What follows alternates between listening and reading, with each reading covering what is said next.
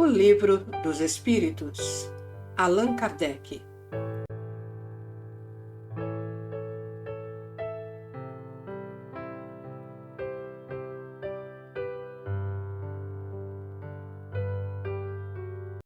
Introdução ao estudo da doutrina espírita. 17. Preenchendo os vazios do espaço. O ceticismo, no tocante à doutrina espírita, quando não resulta de uma oposição sistemática, interesseira, provém quase sempre de um conhecimento incompleto dos fatos, o que não impede algumas pessoas de liquidarem a questão como se a conhecessem perfeitamente.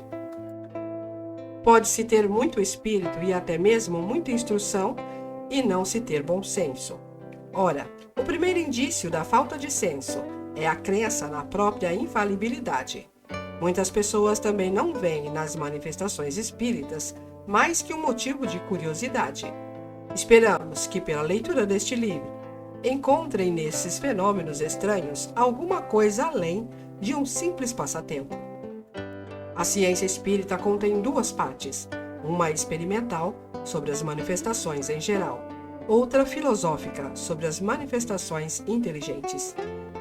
Quem não tiver observado senão a primeira, estará na posição daquele que só conhece a física pelas experiências recreativas, sem haver penetrado na ciência.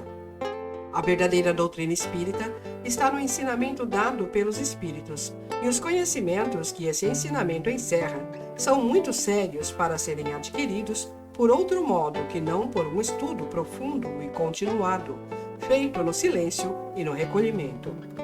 Mesmo porque, só nessas condições, pode ser observado um número infinito de fatos e suas nuances, que escapam ao observador superficial e que permitem firmar-se uma opinião.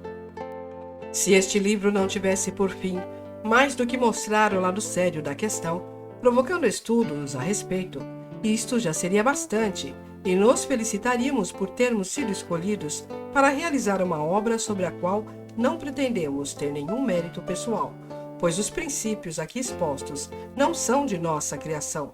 O mérito é, portanto, inteiramente dos espíritos que o ditaram.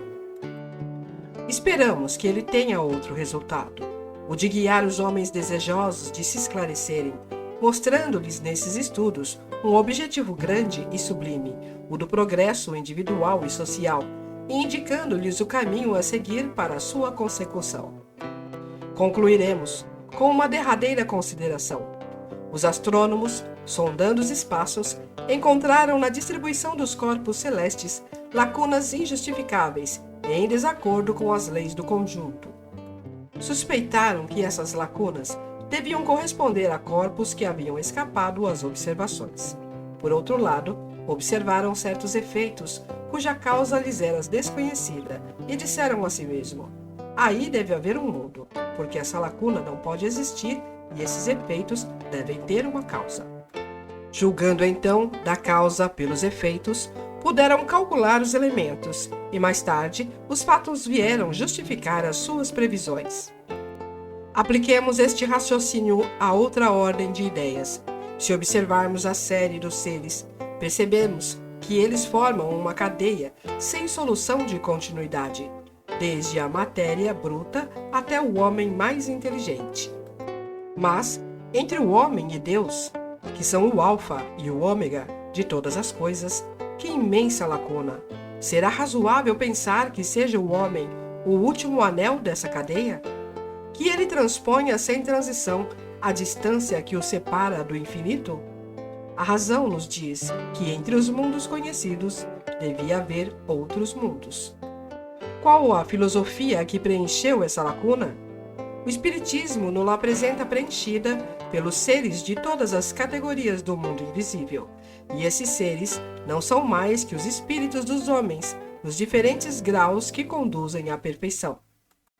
E assim, tudo se liga, tudo se encadeia, do alfa ao ômega. Vós, que negais a existência dos espíritos, preenchei o vazio que eles ocupam, e vós, que deles rides, ousai rir das obras de Deus e da sua onipotência. Allan Kardec. Nota 1.